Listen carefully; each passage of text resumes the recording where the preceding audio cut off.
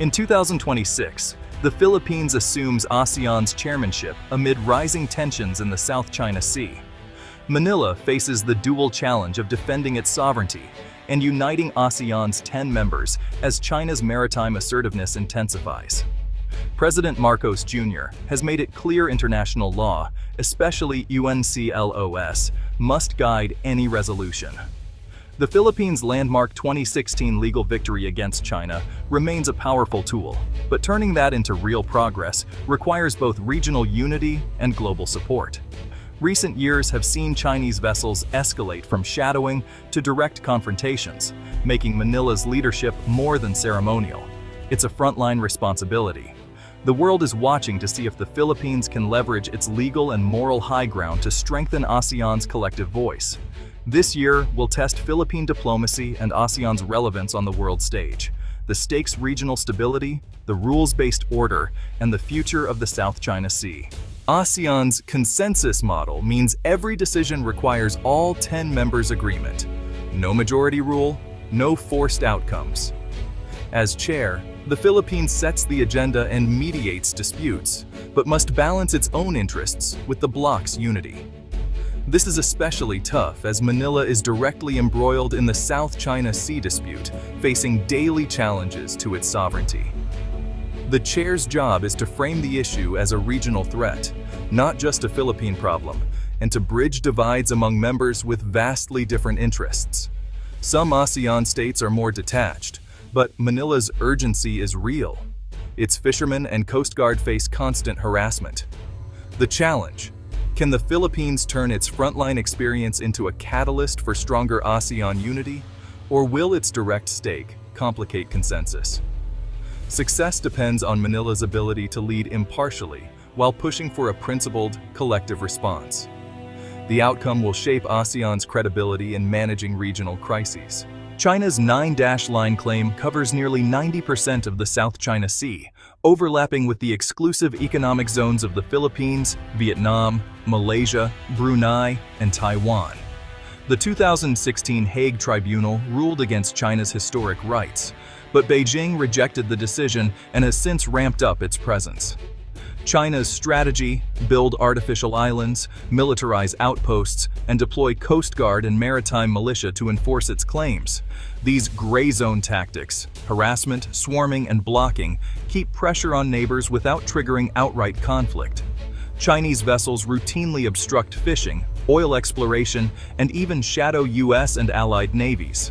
The goal: normalize China's control and change the status quo, all while avoiding direct military confrontation. For ASEAN, this persistent coercion is a daily challenge to sovereignty and international law. The Philippines' chairmanship is a chance to rally the region against these tactics. The Second Thomas Shoal and Scarborough Shoal are the most volatile flashpoints between Manila and Beijing. The BRP Sierra Madre, grounded at Second Thomas Shoal, is a symbol of Philippine sovereignty. Resupply missions there face constant Chinese harassment, often caught on camera. Scarborough Shoal, once a vital fishing ground, has been under Chinese control since 2012, with Filipino fishermen routinely blocked. Each confrontation is a test of Philippine resolve and a calculated move by China to wear down resistance. Manila's strategy: expose Chinese actions to the world and rally international support. For China, removing the Sierra Madre and controlling Scarborough are key objectives. These shoals are more than rocks. They're symbols of the larger struggle for the South China Sea's future. Every incident is a reminder of the stakes for both sovereignty and regional order. ASEAN's unity is undermined by deep internal divisions. Claimant states like the Philippines, Vietnam, Malaysia, and Brunei face China directly, while others prioritize economic ties or neutrality. Vietnam prefers quiet diplomacy. Malaysia balances economic interests with maritime rights. Non-claimants like Cambodia and Laos, reliant on Chinese aid, often block strong ASEAN statements, giving Beijing de facto veto power. Singapore and Indonesia seek a middle ground, but even they face pressure from Chinese incursions.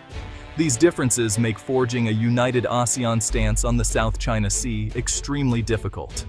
The Philippines must navigate these fissures, building coalitions and seeking compromise to keep ASEAN credible. Success will require immense diplomatic skill and a willingness to find common ground. Manila's top priority as ASEAN chair revive negotiations for a binding, effective code of conduct in the South China Sea. The goal is clear rules, crisis management mechanisms, and explicit reference to international law, including the 2016 arbitral ruling. Progress has been slow, with China favoring vague guidelines and resisting legal constraints. The Philippines is building coalitions with Vietnam and Malaysia, aiming for joint patrols and information sharing as a model for broader cooperation. The challenge bridge gaps among ASEAN members and push China toward real commitments. A meaningful code of conduct would be a major achievement, but consensus remains elusive. For Manila, making tangible progress is the defining test of its chairmanship. Recognizing ASEAN's limits, the Philippines has strengthened alliances with the US, Japan, and Australia to bolster its defense and diplomatic leverage. The US-Philippines alliance is deeper than ever, with expanded military exercises and new access for US forces near the South China Sea and Taiwan. Japan and Australia provide patrol vessels, radar, and joint exercises, creating a layered security network. Manila also engages with European partners and India, building a broad coalition to uphold international law and isolate China diplomatically. These partnerships bring military support, intelligence, and public affirmation of the 2016 ruling. The strategy, deter coercion, raise the costs for China, and reinforce the rules-based order. This web of alliances is Manila's insurance policy as it leads ASEAN through turbulent times. External powers in the South China Sea are both a shield and a source of tension for ASEAN. US, Japanese, and Australian naval patrols deter China, but some ASEAN members fear escalation and being caught in great power rivalry. China frames outside involvement as interference, trying to divide ASEAN and paint Manila as a US pawn. The Philippines must reassure neighbors that its alliances are defensive, not provocative, and that its goal is regional stability. As chair, Manila's challenge is to leverage partnerships for deterrence while keeping ASEAN united and central to the regional agenda. The aim: prevent escalation, uphold international law, and keep diplomacy alive. Success means showing that security partnerships can coexist with ASEAN's quest for unity and peace. 2026 is a turning point for the Philippines, ASEAN, and the Indo-Pacific. Manila's leadership will test whether ASEAN can stand united and principled on the South China Sea, or remain divided and sidelined. Advancing the code of conduct, building claimant cooperation, and speaking with one voice are the benchmarks for success. The world is watching. Regional stability, freedom of navigation, and the rules-based order are all on the line.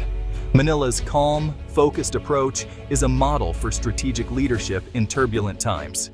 The outcome will signal whether law and diplomacy can prevail over coercion. In this defining year, the Philippines' chairmanship will shape the future of the South China Sea and ASEAN's place in the world.